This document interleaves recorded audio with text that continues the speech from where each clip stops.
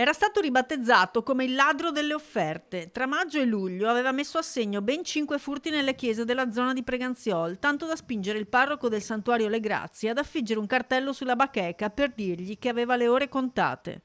E così sono stati i carabinieri della stazione di Mogliano Veneto ad identificare e denunciare il 42enne di Venezia con vari precedenti alle spalle responsabile dei furti. L'uomo è stato fermato nella tarda mattinata del 20 luglio nei pressi proprio del santuario Santa Maria delle Grazie, dove era stato notato aggirarsi di nuovo con atteggiamento sospetto.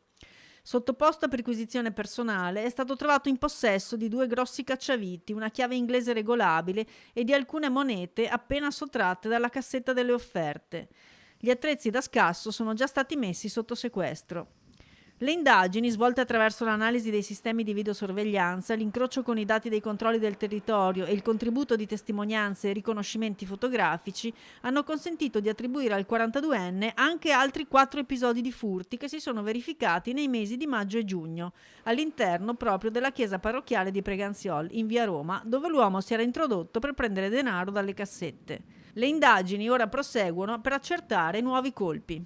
Siamo molto contenti intanto dell'esito delle indagini che sono arrivate appunto ad individuare il responsabile di questi fatti odiosi e quindi il plauso, davvero un ringraziamento alla collaborazione dei Carabinieri di Mogliano Veneto, delle forze dell'ordine che hanno dimostrato appunto grande professionalità e tempestività nell'arrivare a questo risultato davvero importante.